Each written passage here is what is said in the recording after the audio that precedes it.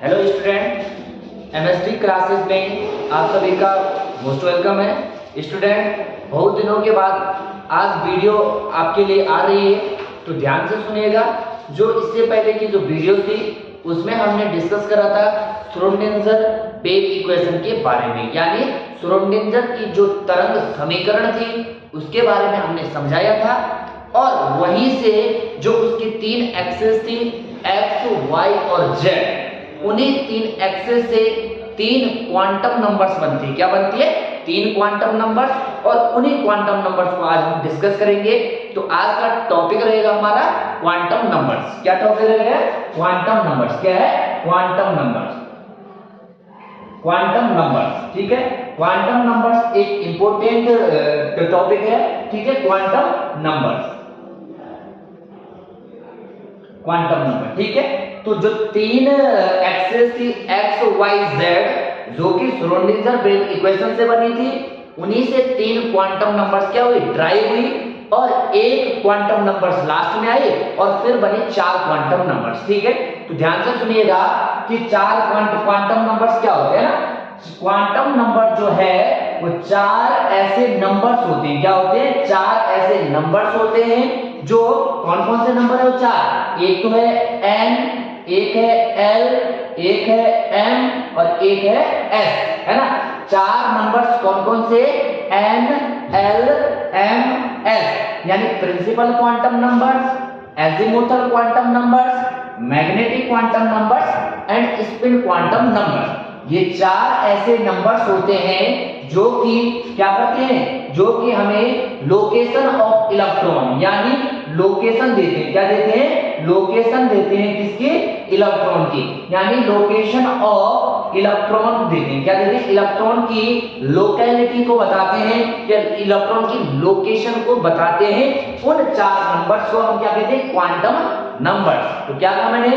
Quantum numbers ऐसे four numbers होते हैं जो कि क्या करते हैं? लोकेशन ऑफ इलेक्ट्रॉन, या इलेक्ट्रॉन की स्थिति क्या है, इलेक्ट्रॉन की लोकेशन क्या है, ऐसे चार नंबर्स को हम क्या कहते हैं? Quantum numbers. कौन कौन से क्वांटम नंबर्स है? n, l, m, s। क्या है? n, l, m, s, ठीक है। n for principal quantum numbers, l for azimuthal quantum numbers, या इसे कहते हैं एंगुलर मोमेंटम क्वांटम नंबर्स, एक है magnetic quantum numbers and last है स्पिन क्वांटम नंबर। तो ये चार नंबर्स हैं जो कि क्या करते हैं? लोकेशन ऑफ इलेक्ट्रॉन को बताते हैं, ठीक है। अब इसके बाद हम इनके बारे में एक एक से पढ़ेंगे, तो ध्यान से सुनिएगा।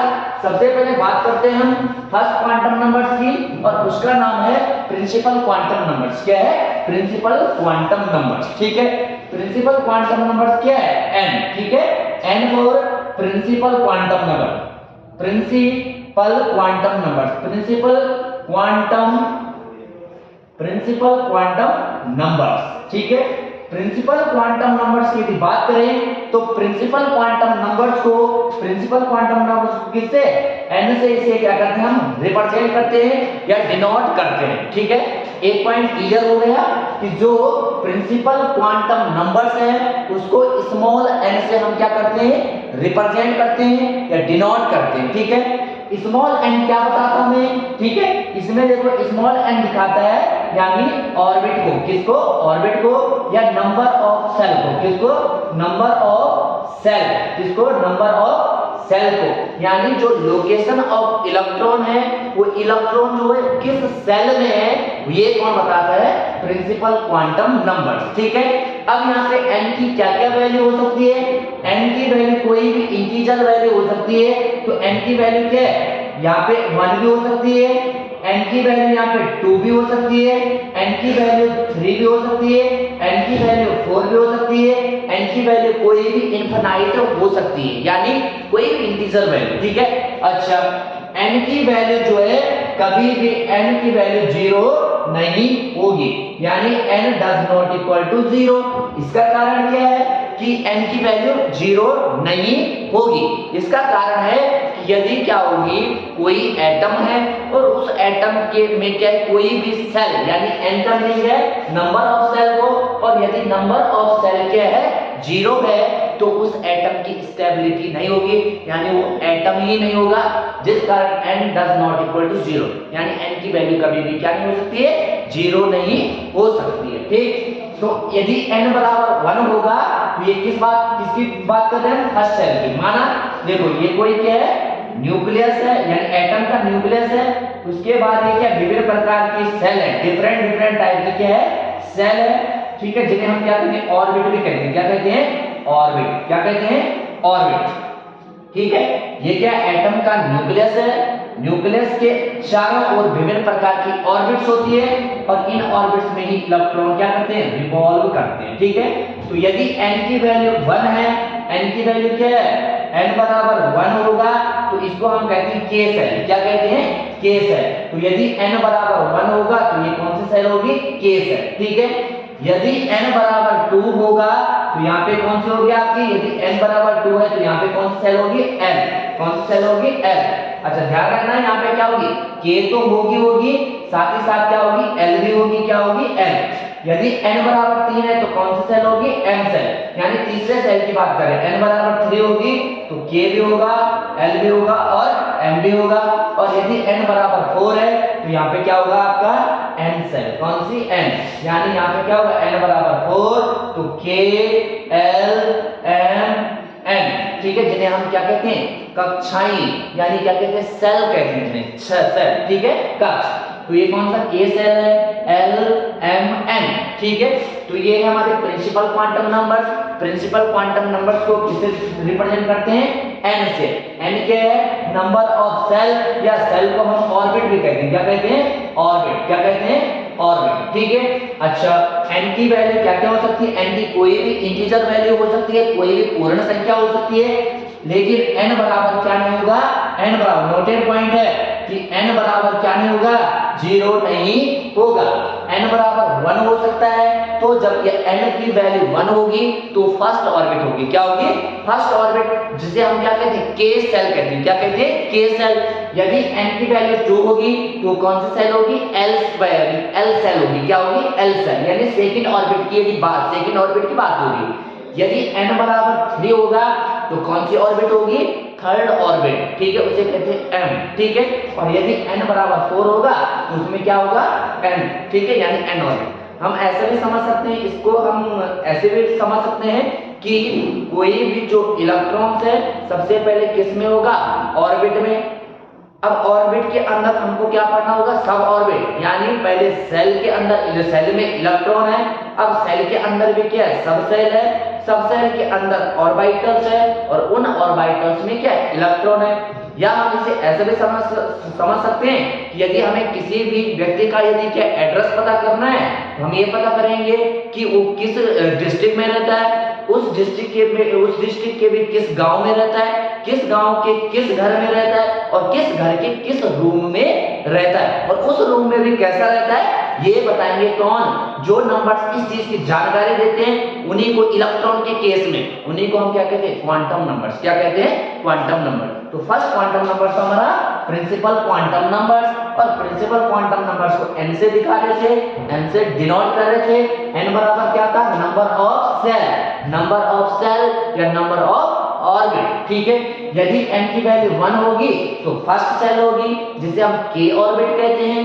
यदि n की वैल्यू 2 होगी तो कौन सी ऑर्बिट होगी, वो सेकंड ऑर्बिट होगी, जिसमें क्या होती है, हमारी k सेल के साथ साथ कौन सी, l सेल होती है। यदि n की वैल्यू 3 होगी तो कौन सी ऑर्बिट होगी, थर्ड ऑर्बिट होगी, जिसमें हमारी 3 सेल होगी, k सेल भी होगी, l सेल भी होगी और m सेल भी होगी। यदि n की वैल्यू 4 है तो फोर्थ ऑर्बिट की बात हो रही है, उसमें k सेल भी होगी, m सेल भी, n सेल भी और k भी, l m n, यानी 4 इसमें 4 इसमें ऑर्बिट्स होगी। ठीक है, तो ये था हमारा कौन सा, प्रिंसिपल क्वांटम नंबर्स। ठीक है, अब प्रिंसिपल क्वांटम नंबर्स हमें कुछ इंफॉर्मेशन करता है। क्या करता है, कुछ इंफॉर्मेशन देता है।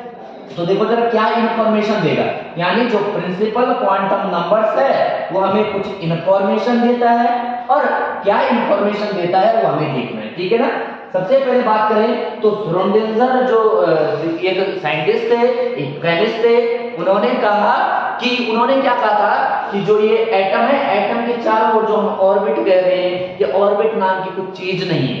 उन्होंने क्या कहा था कि कोई भी एटम्स है, उस एटम का जो न्यूक्लियस होगा उसके बाहर क्या है, इलेक्ट्रॉनों के पाए जाने की संभावनाएं होती है।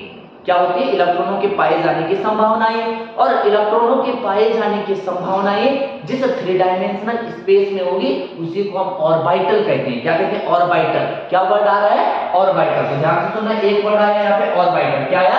ऑर्बिटल्स। क्या आया? ऑर्बिटल्स। तो देखो जरा, ऑर्बिटल क्या है? ऑर्बिटल इस न्यूक्लियस के, किसी एटम के न्यूक्लियस के चारों ओर, क्या है? न्यूक्लियस के चारों ओर वह कैसा है? 3 यानी 3 डायमेंशनल स्पेस होता है। क्या होता है?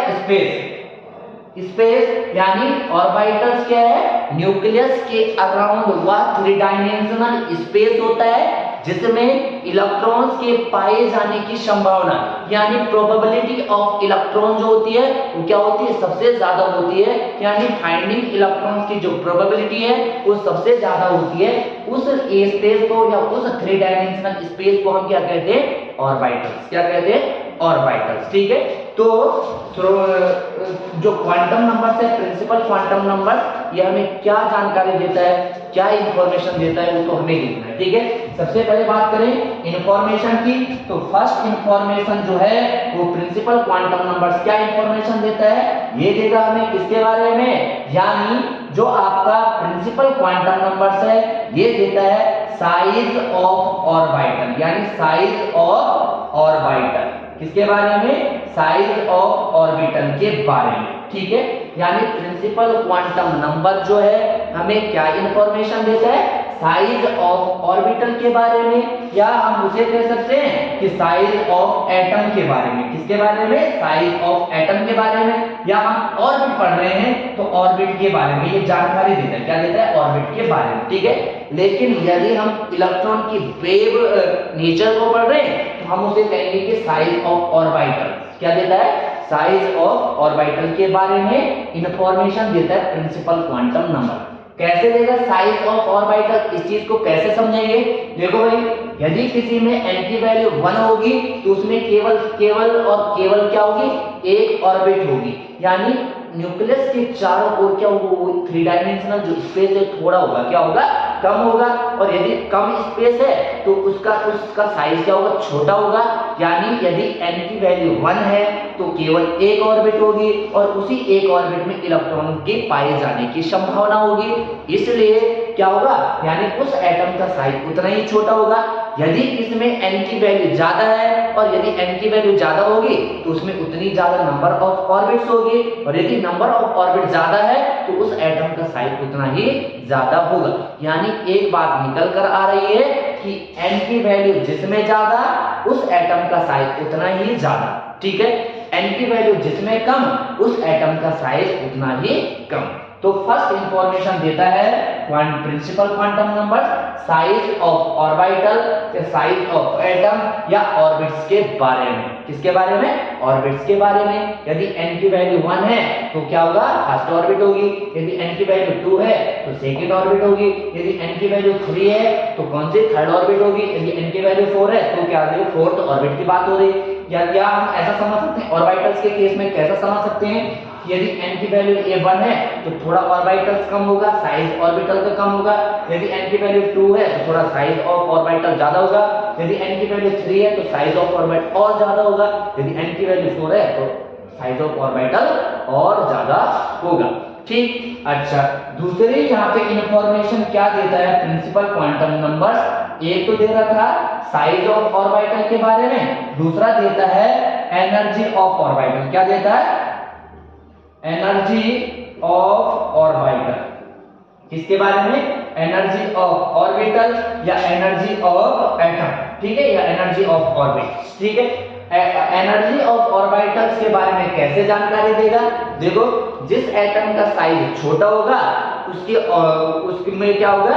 यानी जो सेल क्या होगी या जो ऑर्बिट न्यूक्लियस के पास होगी उनका साइज, उनकी एनर्जी कम होगी, और जैसे जैसे न्यूक्लियस से दूर जाते हैं उनकी एनर्जी बढ़ती है। तो जिस एटम का साइज जितना ज्यादा उसकी एनर्जी उतनी ज्यादा, जिस एटम का साइज जितना कम उसकी एनर्जी उतनी ही कम। तो दो इंफॉर्मेशन कौन देता है?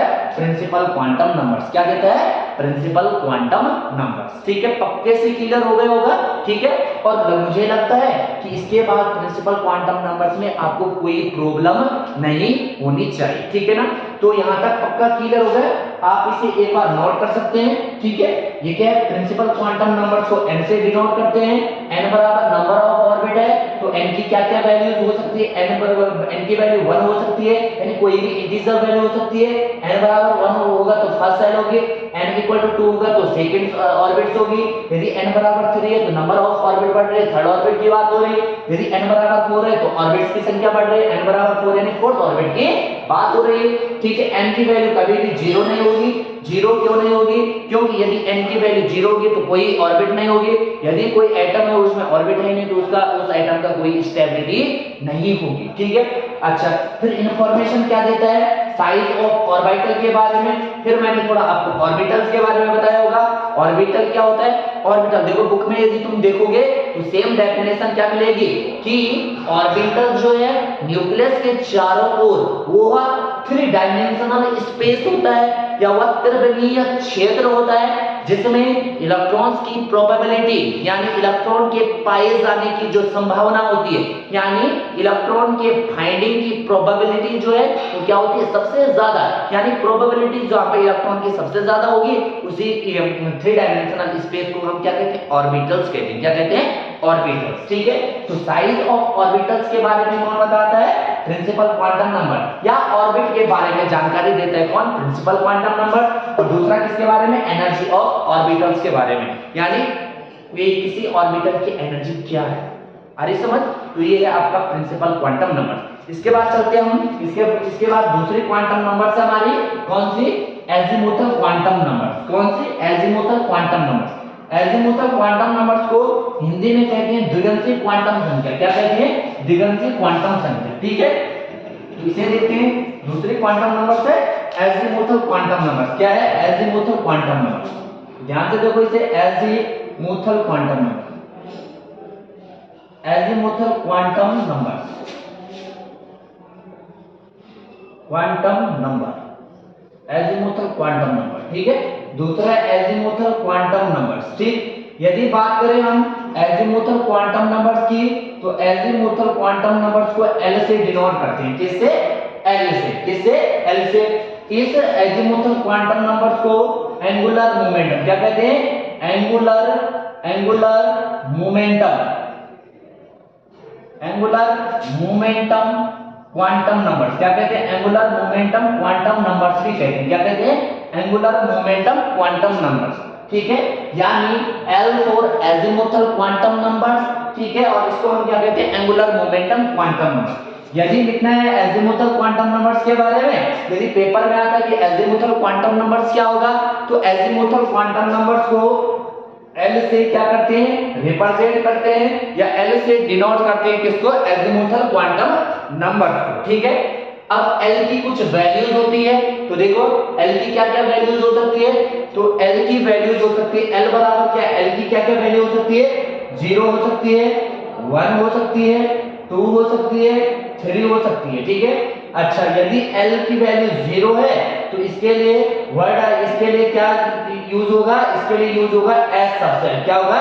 S subshell. ठीक है, ऐसा हम समझ सकते हैं कि पहले हमने पढ़ा ऑर्बिट के बारे में या सेल के बारे में। ध्यान से सुनो जरा, मैं फिर से एक यहाँ पे क्या बना रहा हूँ? एटम का स्ट्रक्चर बना रहा हूँ। ये एटम का न्यूक्लियस है, इसके बाद ये क्या है? फर्स्ट ऑर्बिट है, ये सेकंड ऑर्बिट है, ये थर्ड ऑर्बिट है, और ये इसके बाद क्या है? फोर्थ ऑर्बिट है। ठीक है, तो पहले हमने पढ़ा क्या प्रिंसिपल क्वांटम नंबर्स में कि ये क्या थी? ऑर्बिट थी। क्या थी?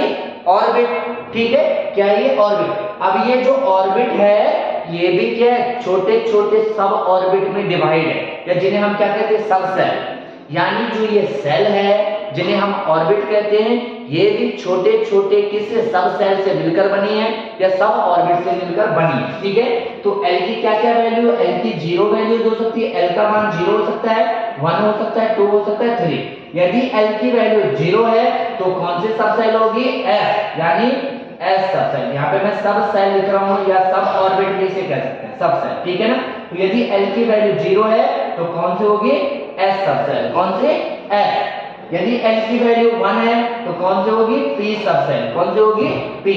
यदि L की वैल्यू क्या है, यदि L की वैल्यू यहाँ पे कितना है, 3 है, तो इसके लिए आएगा D सब सेल, क्या है, सॉरी, यदि L की वैल्यू 2 है तो कौन सी सब सेल होगी, D सब सेल। और यदि L की वैल्यू 4 है तो 3 है, तो ये कौन सी सब सेल आएगी, F सब सेल, क्या आएगी, F सब सेल। यानी जो पहले हम ऑर्बिट पढ़ रहे थे, first orbit, second orbit, third orbit, fourth orbit, तो इन ऑर्बिट्स के अंदर क्या होती है, सब ऑर्बिट या सब सेल होती है।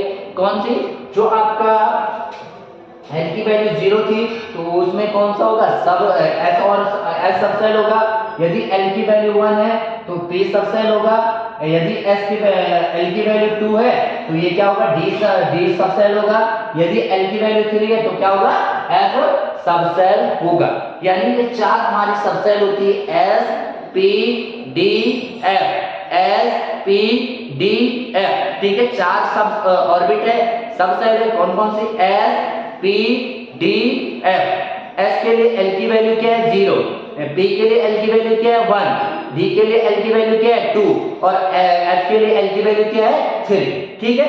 अच्छा, अब यहाँ से एक या इंफॉर्मेशन आती है कि जो एजीमुथल क्वांटम नंबर है, क्या है, एजीमुथल क्वांटम नंबर, ये हमें क्या इंफॉर्मेशन देता है, ठीक है ना। तो इस चीज को हम देखेंगे, तो ध्यान से सुनना, ये जो आपका एजीमुथल क्वांटम नंबर है ये हमें क्या इंफॉर्मेशन देता है। तो फर्स्ट इंफॉर्मेशन की यदि बात करें, इंफॉर्मेशन की, यानी इंफॉर्मेशन क्या या क्या सूचना हमें एजीमुथल क्वांटम नंबर देगा या एंगुलर मोमेंटम क्वांटम नंबर देगा।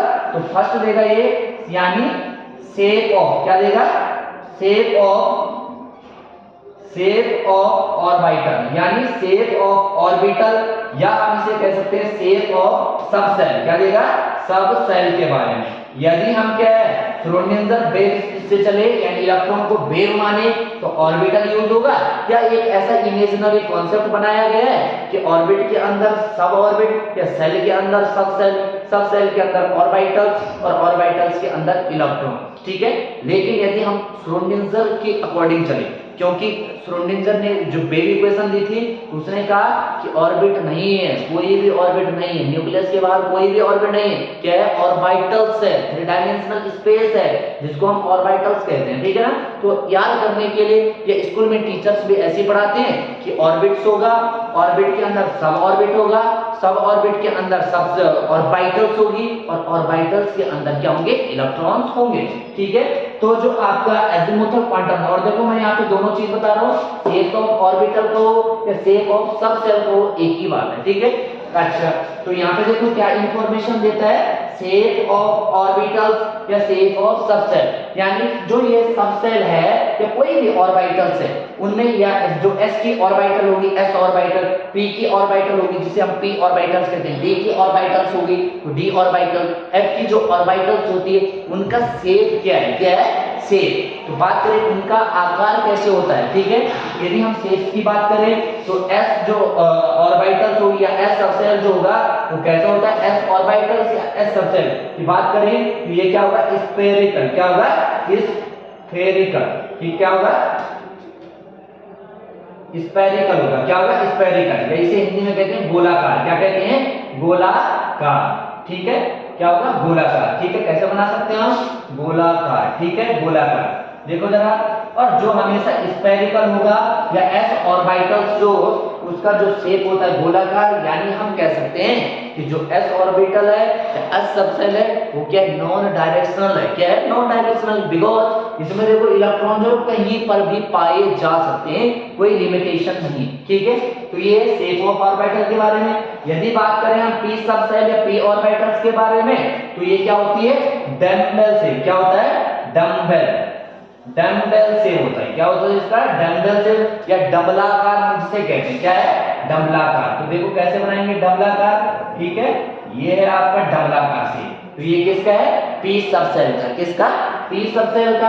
अच्छा यदि हम बात करें डी सबसेल की या डी ऑर्बिटल्स के बारे में, तो इसका क्या होगा? Double double. क्या होगा?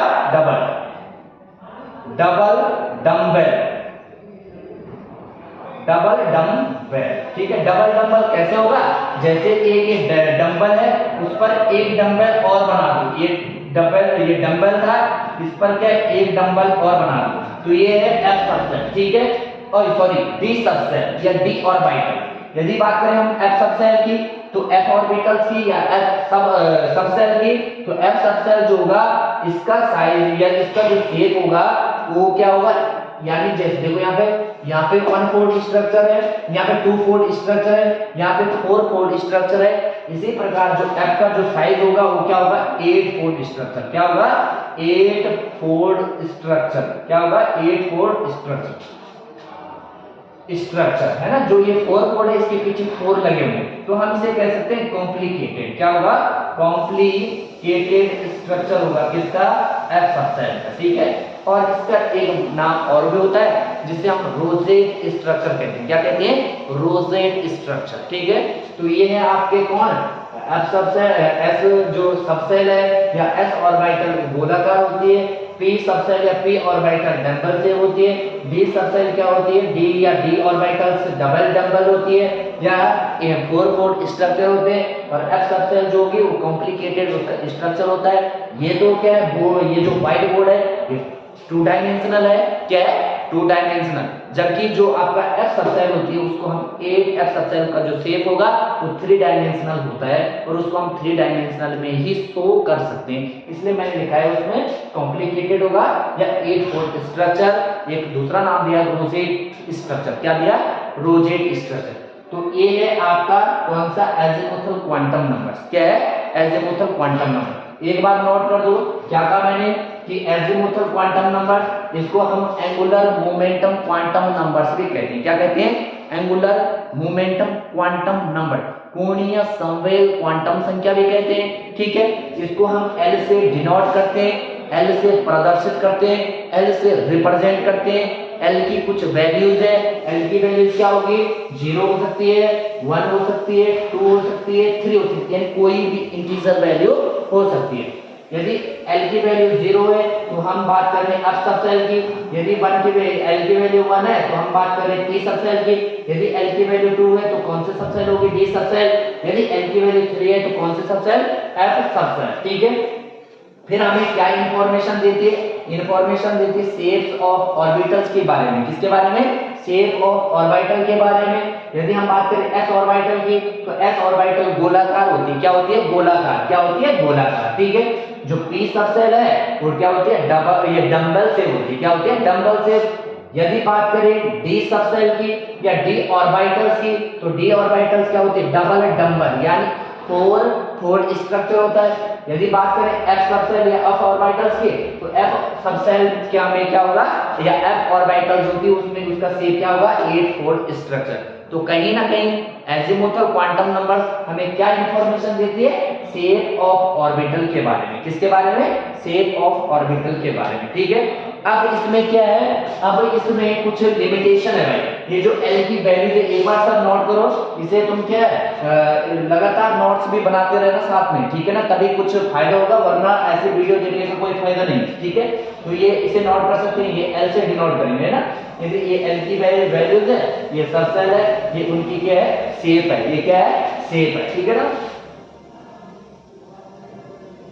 शेप, ठीक।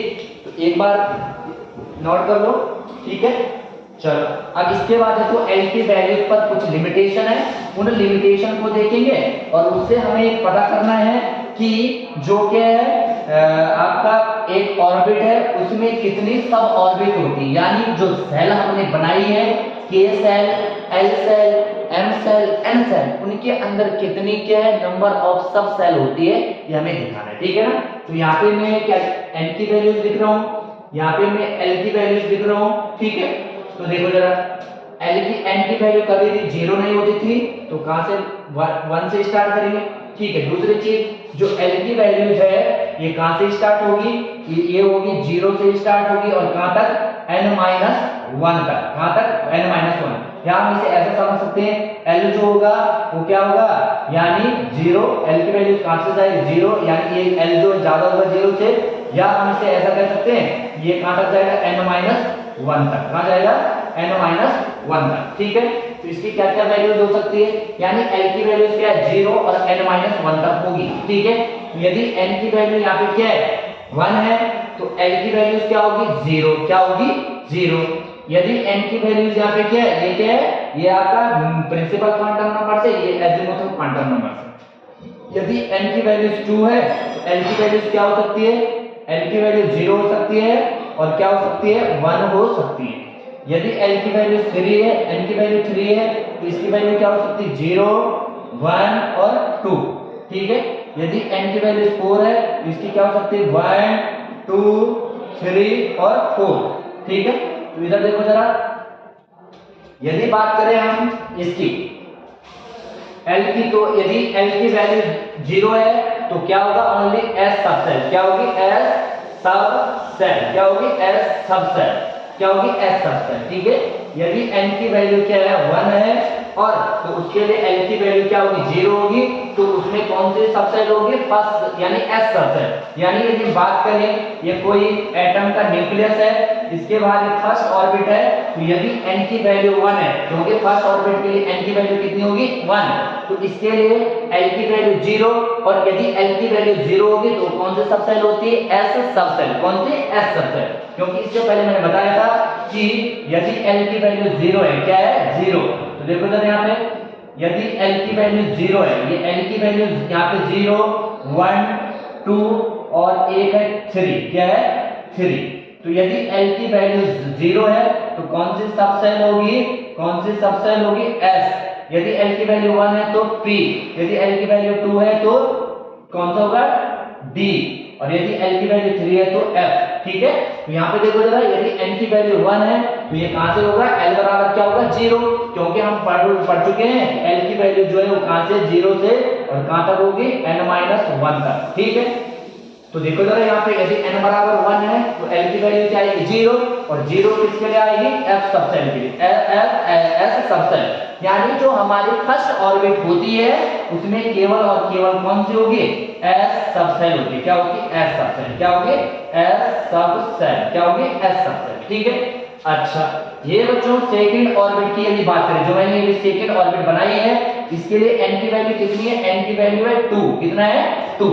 सेकंड जो ऑर्बिट है उसके लिए n की वैल्यू है 2, तो 2 में क्या हो सकता है यहाँ पे, तो l की वैल्यू क्या 0 भी हो सकती है और 1 भी हो सकती है। यानी सेकंड ऑर्बिट में क्या होगा, s सबसेल होगी। क्या होगी, s सबसेल तो होगी, साथ ही साथ 1 भी आ रहा है तो कौन सी, p सबसेल होगी। क्या होगी, p सबसेल। कौन सी, p सबसेल। आ रही समझ, कोई दिक्कत तो नहीं आता।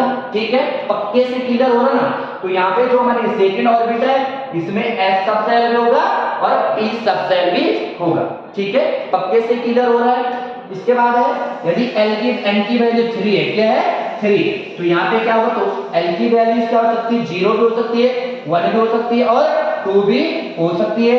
तो यदि 0 है तो s सबसेल। क्या है, s सबसेल। यानी हम थर्ड ऑर्बिट की बात कर रहे हैं, तो इसके बाद एक तीसरी ऑर्बिट बना दो। इसके लिए n बराबर क्या होगा 3। क्या होगा, n बराबर 3। तो इसमें क्या क्या होगा, यहाँ पे s सबसेल भी होगी, यानी इसमें s भी होगा, s सबसेल। और यदि n बराबर यहाँ पे l बराबर l की वैल्यू 1 होगी तो कौन सी सबसेल होगी, p सबसेल। कौन सी, p सबसेल। कौन सी होगी, p सबसेल। यानी इसमें क्या होगा, p भी होगा और एक यहाँ पे 2 आ रहा है, तो यदि l की वैल्यू 2 है तो कौन सी होगी, d सबसेल। कौन सी होगी, d सबसेल। कौन सी, d सबसेल। तो थर्ड जो ऑर्बिट है उसमें क्या होगा, s भी होगा, p भी होगा, d भी होगा। ठीक है, और लास्ट यदि n की वैल्यू 4 है तो उसके लिए l की वैल्यू क्या होगी, 1 भी होगी, 2 भी होगी, 3 भी होगी, और क्या होगा यहाँ पे क्या होगा 1, 2, यहाँ पे क्या होगा, यहाँ 0 भी हो सकता है, 1 भी, 2 भी और 3 भी। ठीक है, l की वैल्यू कितनी होगी 4। तो यदि 4 होगा तो ये s सबसेल होगा, यदि ये 1 बराबर p होगा तो l बराबर 1 होगा तो कौन सी होगी p सब सेल, क्या होगी p सब सेल, ठीक है। ये क्या होगा आपका p, ये s सब सेल है, यदि l की वैल्यू 1 है तो p सब सेल होगी, यदि l की वैल्यू 2 है तो कौन सी होगी d सब सेल होगी, और यदि l की वैल्यू 3 है तो कौन सी होगी f सब सेल। यानी यदि हम फोर्थ ऑर्बिट की बात करें, इसके बाद एक ऑर्बिट और बना दे, 4 ऑर्बिट की बात करें, इसमें n बराबर क्या हो गया 4 होगा, तो l की वैल्यू कितनी आएगी उसके लिए 0 1 2 3, यदि 0 होगा तो s फिर p d और f, क्या है s p d f। तो ये कुछ l की वैल्यूज थी जो किस पर बेस्ड थी, जो n की वैल्यूज पर, n की वैल्यूज से l की वैल्यूज के लिए कुछ लिमिटेशंस आई और उससे हमने ये डिफाइन करा या ये कैलकुलेट करा, ये चीज इस चीज का हमें पता लगा कि किसी ऑर्बिट में कितनी सब ऑर्बिट होती है या किस सेल में कितनी सब सेल होती है। तो देखो फर्स्ट सेल थी n बराबर 1 तो उसमें केवल s सब सेल थी, a सब सेल थी, ठीक है। यदि n बराबर 2 है यानी दूसरे ऑर्बिट की बात करें तो उसमें कितनी सब सेल होगी 2 सब सेल होगी, यदि n बराबर 3 है तो कितनी सब सेल होगी 3 s p d होगी, यदि n बराबर 4 है तो उसमें क्या होगा s p d f, क्या है s p d f। तो एक नोटेड पॉइंट है कि यदि मैं बात करूं, यदि मैं पूछूं कि नंबर ऑफ सब सेल क्या है number of subshell in number of subshell present in number of orbit, क्या है किसी सब सेल में कितनी या किसी ऑर्बिट में कितनी सब ऑर्बिट होती है, यानी number of subshell present in number of third orbit, ठीक है। तो नंबर ऑफ सब सेल यदि बात करें हम कि थर्ड ऑर्बिट में जो थर्ड ऑर्बिट है, नंबर ऑफ थर्ड ऑर्बिट यानी थर्ड ऑर्बिट में कितने नंबर ऑफ सब सेल होंगे, ठीक है। तो नंबर ऑफ सब सेल कितने होंगे, जितनी क्या होगी ऑर्बिट होगी, क्या होगी ऑर्बिट। तो हम निकाल सकते हैं कि किसी ऑर्बिट में नंबर ऑफ सब सेल क्या होगी, यानी जितनी उसमें क्या होगी ऑर्बिट, यानी नंबर ऑफ सब सेल बराबर क्या होगा नंबर ऑफ ऑर्बिट, क्या होगा नंबर ऑफ ऑर्बिट, क्या होगा नंबर ऑफ ऑर्बिट। तो number of subshell in number of orbit बराबर क्या होगा 3, यानी तीसरे ऑर्बिट में कितने होगी 3 सब ऑर्बिट होगी या सब सेल होगी sp_d, ठीक है।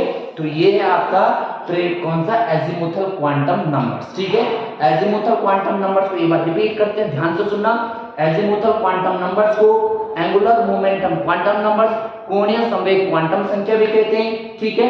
इसको हम कैसे, जिसे हम L से डिनोट करते हैं, L की कुछ वैल्यूज हो सकती है, वो 0 हो सकता है, कोई भी इंटीजर वैल्यू 0 1 2 3, ठीक है।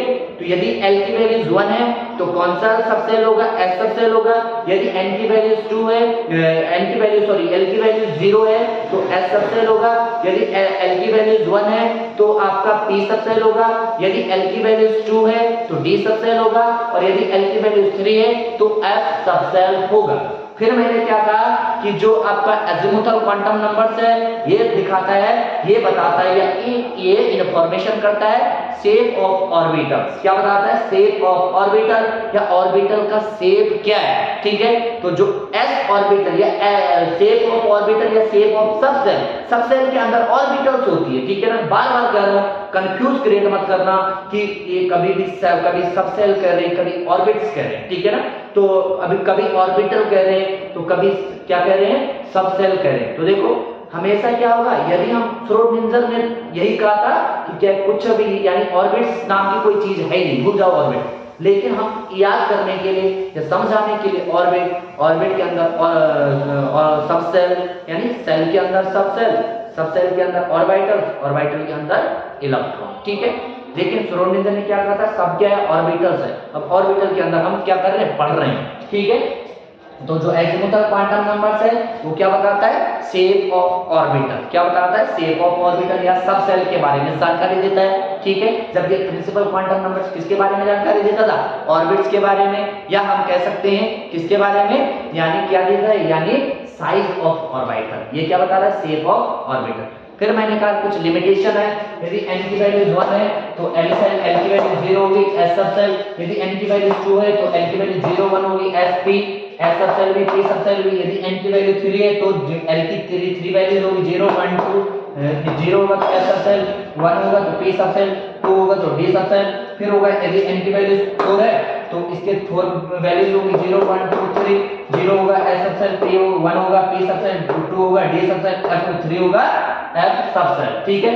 फिर यदि हमें पता करना है कि किसी ऑर्बिट में कितने नंबर ऑफ सब ऑर्बिट है या किसी सेल में कितने नंबर ऑफ सब सेल है, तो किसी सेल में उतने ही नंबर ऑफ सब सेल होते हैं जितनी उसमें नंबर ऑफ ऑर्बिट्स होती है, जितनी नंबर ऑफ सेल होती है। तो ये लिखा मैंने नंबर ऑफ सब सेल बराबर नंबर ऑफ ऑर्बिट, क्या है नंबर ऑफ ऑर्बिट, या नंबर ऑफ सेल बराबर n क्या है यानी प्रिंसिपल क्वांटम नंबर। तो ये है आपका कौन सा एजिमुथल क्वांटम नंबर्स, ठीक है, पक्के से क्लियर हो गया होगा। अब इसमें है तीसरी क्वांटम नंबर्स, ठीक है, और तीसरी क्वांटम नंबर्स है मैग्नेटिक क्वांटम नंबर्स। कौन सी? मैग्नेटिक क्वांटम नंबर्स, ठीक है। तो इसे देखते हैं और मुझे क्या है पक्का विश्वास हो गया है कि तुम लोगों को ये चीजें समझ में आ गई होगी, एजिमुथल क्वांटम नंबर्स और प्रिंसिपल क्वांटम नंबर्स, ठीक है। इसके बाद तीसरी क्वांटम नंबर्स है मैग्नेटिक क्वांटम नंबर्स, क्या है मैग्नेटिक क्वांटम नंबर। तीसरी क्वांटम नंबर्स क्या है मैग्नेटिक क्वांटम नंबर्स, ठीक है। कौन से? Magnetic quantum magnetic quantum numbers, क्या है magnetic quantum numbers, magnetic quantum number, क्या है magnetic quantum numbers. Magnetic quantum numbers की यदि बात करें तो मैग्नेटिक क्वांटम नंबर्स को स्मॉल m से क्या करते हैं रिप्रेजेंट करते हैं, क्या करते हैं स्मॉल m से रिप्रेजेंट करते हैं, क्या करते हैं स्मॉल m से क्या करते हैं हम इसे प्रदर्शित करते हैं, ठीक है। अच्छा ये हमें क्या इंफॉर्मेशन करता है भाई, यानी जो मैग्नेटिक क्वांटम नंबर्स है ये हमें क्या इंफॉर्मेशन देता है, इंफॉर्मेशन देता है ओरिएंटेशन, क्या बताता है ओरिएंटेशन ऑफ ऑर्बिटल्स, क्या देता है ओरिएंटेशन ऑफ ऑर्बिटल, यानी ओरिएंटेशन को बताता है, क्या बताता है ओरिएंटेशन, यानी जो ऑर्बिटल है उनका ओरिएंटेशन क्या है, उनका अभिविन्यास क्या है, यानी orientation of orbital, orientation of orbitals, क्या बताता है ओरिएंटेशन ऑफ ऑर्बिटल, ठीक है। तो हम क्या है अगर सेल सब सेल ऐसे में समझे तो पहले हमने क्या प्रिंसिपल क्वांटम नंबर्स में सेल के बारे में पढ़ा था, फिर एजिमुथल क्वांटम नंबर्स में हमने सब सेल के बारे में पढ़ा। अब हम किसके बारे में पढ़ रहे हैं ऑर्बिटल्स के बारे में, किसके बारे में ऑर्बिटल्स के बारे में, ठीक है। तो देखो जरा मैग्नेटिक क्वांटम नंबर्स को स्मॉल m से रिप्रेजेंट करते हैं। स्मॉल m क्या बताएगा हमें ओरिएंटेशन ऑफ ऑर्बिटल, क्या बताएगा ओरिएंटेशन ऑफ ऑर्बिटल। और दूसरी हमें क्या जानकारी देगा, ये दूसरा देगा हमें एक तो ओरिएंटेशन ऑफ ऑर्बिटल, यानी जो ऑर्बिटल्स होगी उनका अभिविन्यास क्या होगा, उनका ओरिएंटेशन क्या होगा। ओरिएंटेशन का मीनिंग है वो किस एक्सिस में होगी, एक्स में, वाई में, जेड में, है ना, इस प्रकार का उनका ओरिएंटेशन क्या है 3 डायमेंशन में। दूसरा देगा ये नंबर ऑफ ऑर्बिटल, क्या देगा नंबर ऑफ ऑर्बिटल, यानी कोई जो सब ऑर्बिट्स थी सब सेल थी उसके अंदर भी कितनी नंबर ऑफ ऑर्बिटल्स होगी, ये दो जो इंफॉर्मेशन है वो कौन देगा मैग्नेटिक क्वांटम नंबर्स। क्या कहा मैंने मैग्नेटिक क्वांटम नंबर्स को m से रिप्रेजेंट करते हैं, ये क्या इंफॉर्मेशन देता है orientation of orbital and number of orbital. अब m की भी कुछ वैल्यूज है, m की भी कुछ वैल्यू है, m की भी कुछ मान है, वो क्या मान है देखो जरा ध्यान से। m का जो मान है वो किस पर डिपेंड होता है l के मान पर, ठीक है। इसके क्या क्या मान हो सकते हैं देखो, इसकी वैल्यूज क्या हो सकती है -l 0 से कहां चलेगा +l, ये तीन वैल्यूज किसकी होगी m की, ठीक है। तो देखो जरा इसमें क्या होगा कि यदि यहाँ पे क्या है यहाँ पे l की वैल्यूज हम लिखते हैं, यहाँ पे m की वैल्यूज, ठीक है, और ये क्या बताएगा यानी नंबर ऑफ ऑर्बिटल्स को बताएगा, क्या बताएगा नंबर ऑफ ऑर्बिटल को, ठीक है।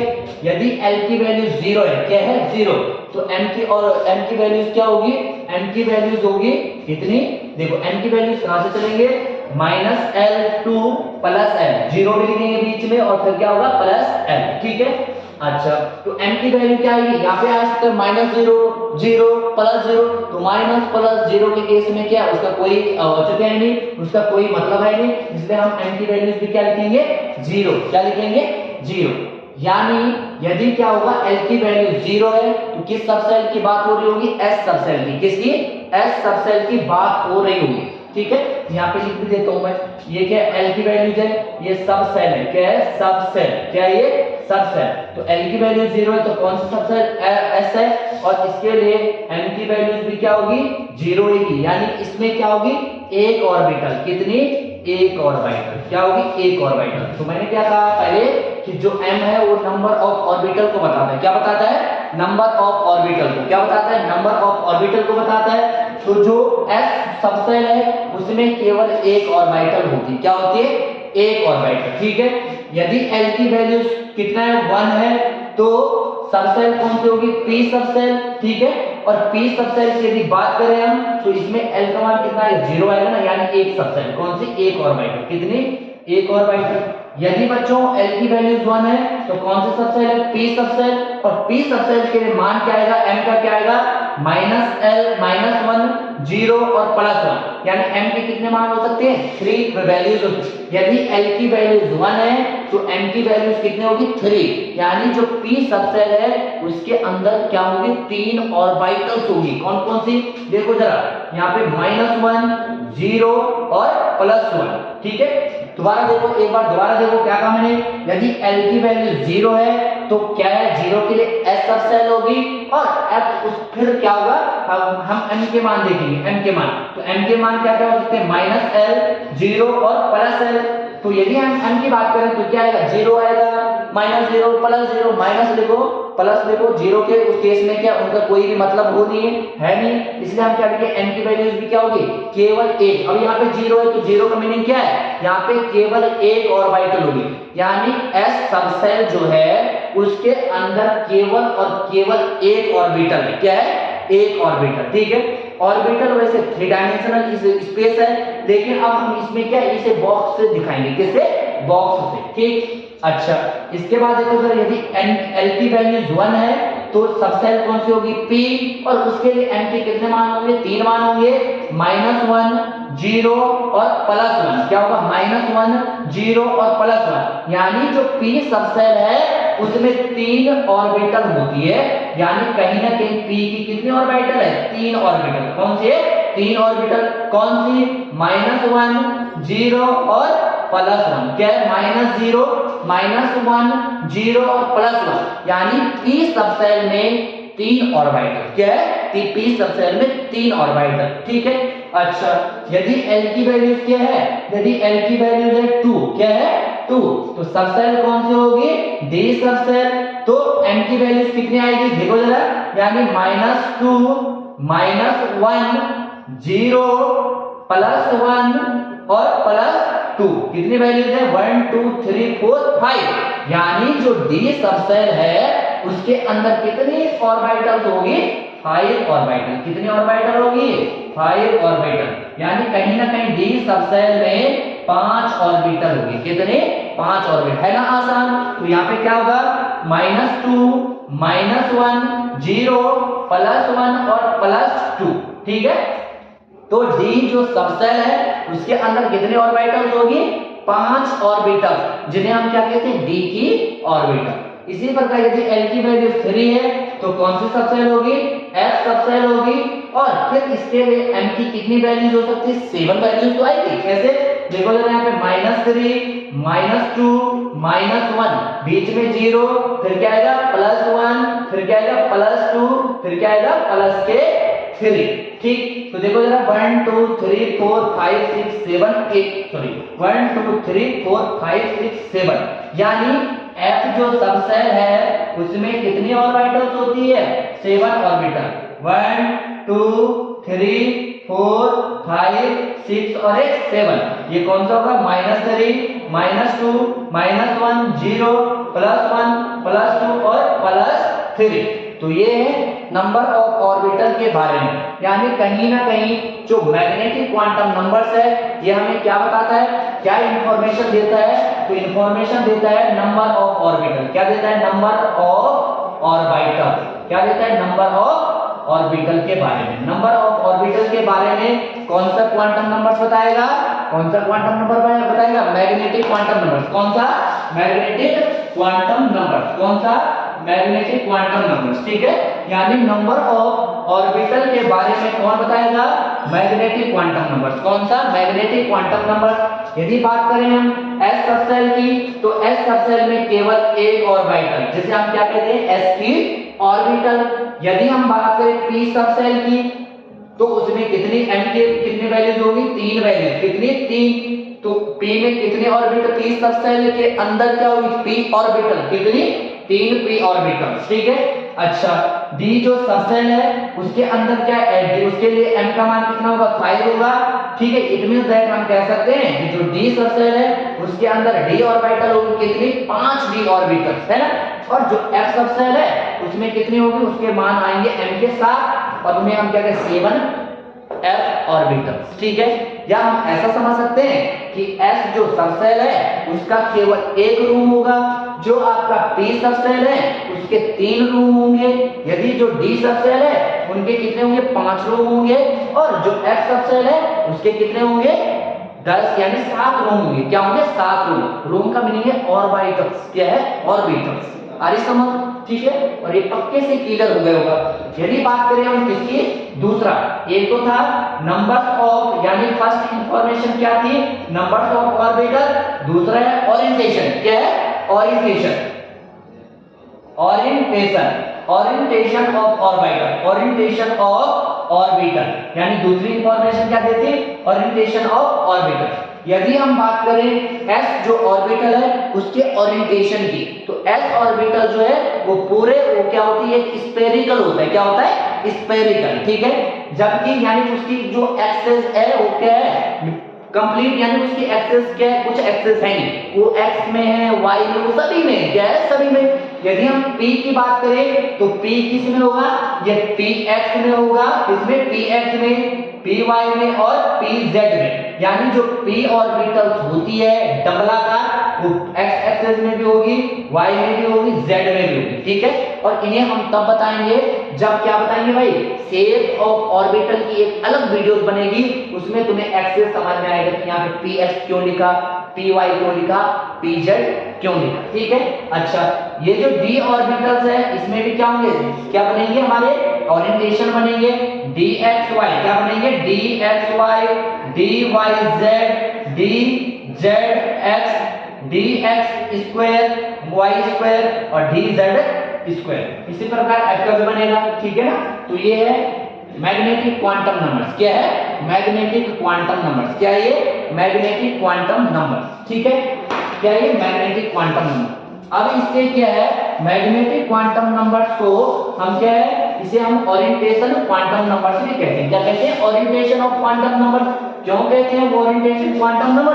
बिकॉज ये ओरिएंटेट बता, यानी ओरिएंटेशन बताता है कि किसी ऑर्बिटल में कितने ओरिएंटेशन हो सकते हैं, कितने विन्यास हो सकते हैं, कितने उसमें अभिविन्यास हो सकते हैं। तो s में क्या है कि s में s का कोई अभिविन्यास नहीं होता है, तो सभी में होता है, यानी उसकी कोई डायरेक्शन नहीं होती है, यानी वो क्या है? नॉन डायरेक्शनल होता है। x में भी, y में भी, z में भी, यानी सभी दिशाओं में बराबर, नॉन डायरेक्शनल। p में क्या है? 3 ओरिएंटेट होते हैं, 3 ओरिएंटेशन, x में होगा, y में होगा, z में होगा, है ना, यानी डायरेक्शनल होता है। और d की बात करें तो d में कितने ओरिएंटेट? 5 ओरिएंटेशन बन रहे, dxy, dyz, dzx, dx square, y square और dz स्क्वायर। इसी प्रकार f भी क्या है? 7 ओरिएंटेशन में होगा, ठीक है। अब देखो जरा, इसके बाद जो है एक हम टेबल बनाएंगे और उस टेबल से हमें कुछ 2 इंफॉर्मेशन मिलेगी। एक तो मैंने बताया था कि एक ऑर्बिट में कितने सब ऑर्बिट होते हैं, या दोबारा सुनो, एक सेल में कितने सब सेल होते हैं। तो एक सेल में उतने ही सब सेल होते हैं जितने उसमें नंबर ऑफ ऑर्बिट होगी, ठीक है। फिर हमें पता करना है कि एक ऑर्बिट में कितने ऑर्बिटल्स होते हैं। क्या कहा मैंने? एक बार दोबारा सुनो, एक ऑर्बिट में कितने ऑर्बिटल्स होते हैं। और लास्ट है कि एक ऑर्बिट में नंबर ऑफ इलेक्ट्रॉन कितने होते हैं। तो देखो जरा ध्यान से, यहाँ पे देखो, यहाँ पे मैं लिख रहा हूं प्रिंसिपल क्वांटम नंबर्स n, यहाँ पे लिख रहा हूं l। ये क्या होगा? l की वैल्यूज होगी, यानी सब सेल को बताएगा। ये क्या होगा? Magnetic quantum number. क्या होगा? Magnetic quantum number. यदि n की वैल्यू 1 है, क्योंकि n की वैल्यू 0 नहीं होगी, तो l की वैल्यू क्या होगी? यानी इसकी वैल्यू होगी 0। क्या होगी? 0। ठीक है। तो ये क्या होगा, मैग्नेटिक क्वांटम नंबर्स की वैल्यूज भी क्या होगी, जीरो, क्या होगी, जीरो, है ना। अच्छा, यदि n की वैल्यूज है 2, तो इसकी वैल्यू क्या होगी, 0 और 1, यानी ये फर्स्ट ऑर्बिट की बात हो रही है, किसकी, फर्स्ट ऑर्बिट की। ये किसकी बात हो रही है, सेकंड ऑर्बिट की, किसकी, सेकंड ऑर्बिट की, ठीक है। ये थर्ड ऑर्बिट, तो यहाँ पे m के कितने मान हो सकते हैं, m के 3, यानी m के कितने मान हो सकते हैं, 3 मान। कौन कौन से, एक होगा यहाँ पे 0 का, यानी यहाँ पे क्या होगा, ये देखो यहाँ पे m के कितने मान होंगे, यहाँ के लिए 0 होगा, यहाँ के लिए क्या होगा, +1 -1 0 और +1, ठीक है। इसी प्रकार यदि n की वैल्यू 3 है, तो यहाँ पे l की वैल्यू क्या हो सकती है, 0 1 2, ठीक है। l की 3 वैल्यूज हो सकती है, और फिर m के क्या मान हो सकते हैं, 0 के लिए 0 आएगा, इसके लिए, यानी इसके लिए कितना बनेगा भाई, यानी -0 0 -1 0 और +1, ठीक। यहाँ पे 2 है, तो इसकी कितनी वैल्यूज आएगी, 5, यहाँ पे होगा -2 -1 0 +1 और +2। यदि L की वैल्यूज है कितना, सॉरी n की वैल्यूज है 4, तो L की वैल्यूज क्या होगी, 0 1 2 3, तो यहाँ पे क्या आएगा, m की वैल्यू 0 के लिए 0, ठीक है। 0 का मीनिंग 0 नहीं है m में, m का मीनिंग है कि वहां पे क्या होगी, एक ऑर्बिटल्स, क्या होगी, एक ऑर्बिटल्स, ठीक है। यहाँ पे देखो, फिर यहाँ पे क्या आएगा, -1 0 और +1, यहाँ पे क्या आएगा, -2 -1 0 +1 +2, यहाँ पे क्या आएगा, यहाँ पे आएगा -3 -2 -1 0, फिर क्या आएगा, +1 +2 और +3, ठीक है। तो देखो जरा यहाँ पे, यदि L की वैल्यू 0 है, तो इसमें कौन सी सबसेल होती थी, S सबसेल, क्या होगी, S सबसेल, ठीक है, S सबसेल, पीछे भी बता रखा है। इसमें क्या होगा, इसमें S तो हो गए होगा, साथ में क्या होगा, P, यानी SP, ये इसमें क्या होगा, S सबसेल होगी, P भी होगी और D भी होगी, इसमें S P D और F, ठीक है। अच्छा, फिर इसमें देखो जरा, ठीक।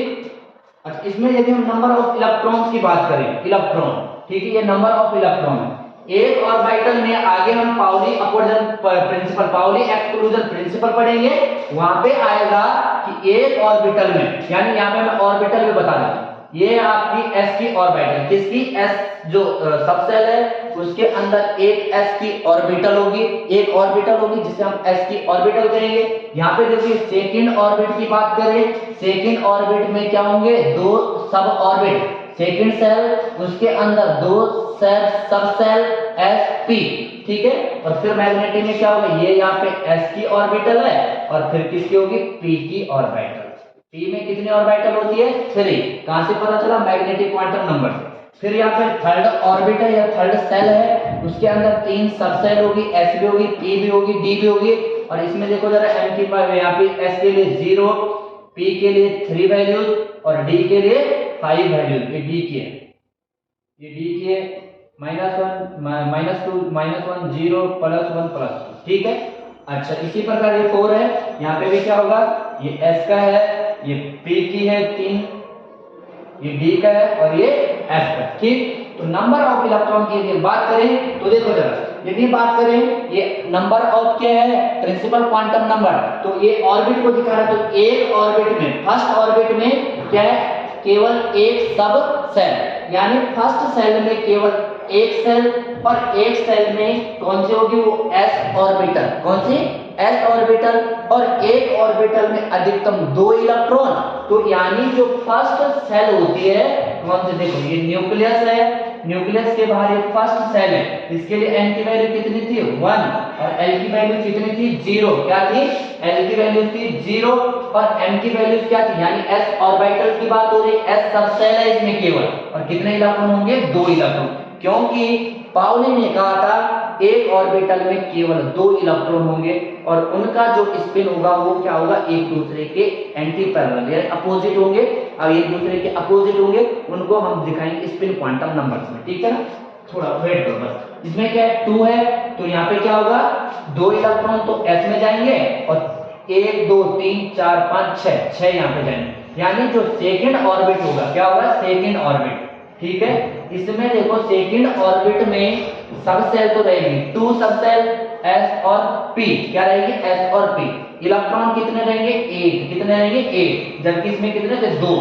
फिर ये तीसरी ऑर्बिट है, तीसरी ऑर्बिट में कितनी सब ऑर्बिट होगी, सब ऑर्बिट होगी इसमें कितनी 3, s भी होगी p भी होगी और d भी होगी, ठीक है।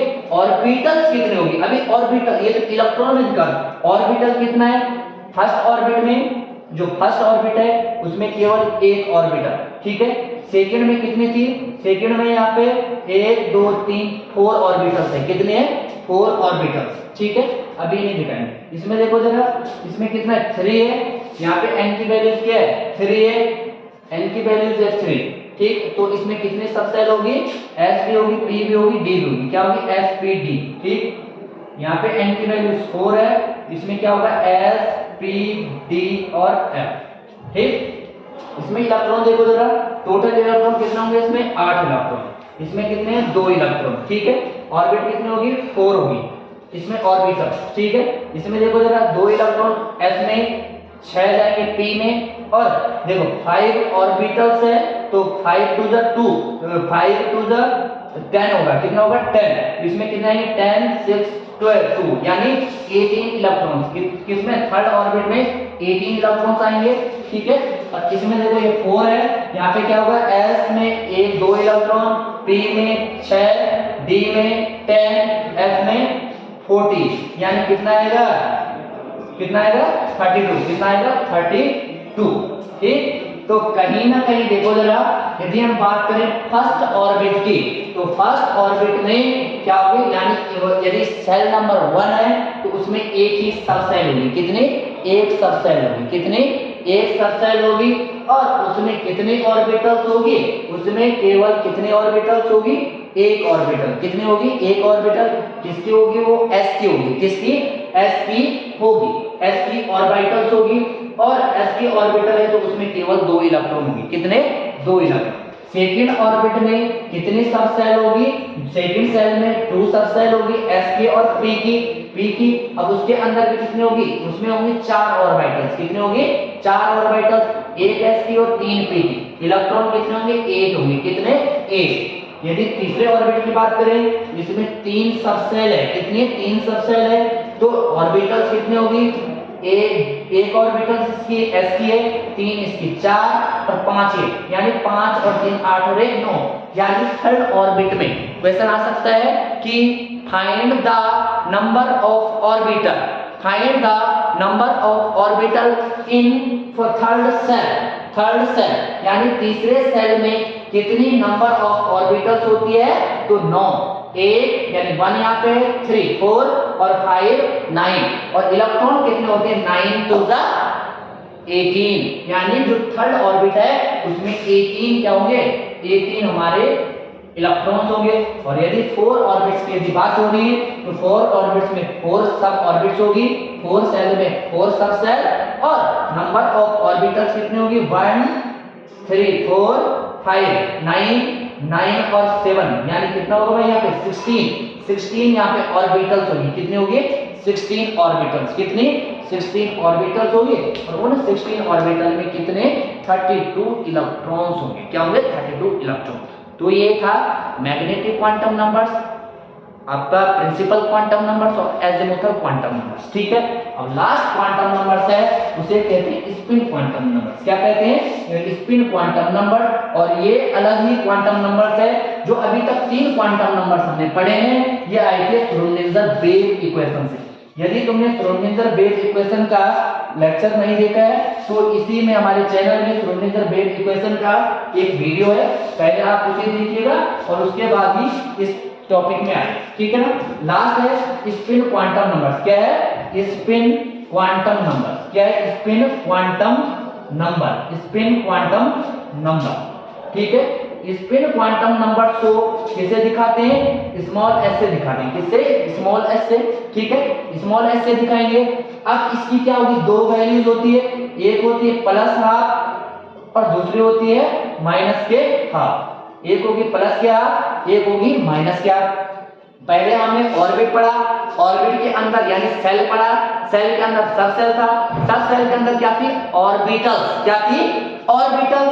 अब उन ऑर्बिटल में देखो ये किसकी ऑर्बिटल होगी? यदि एक बना रहा हूं तो ये s की ऑर्बिटल है। किसकी?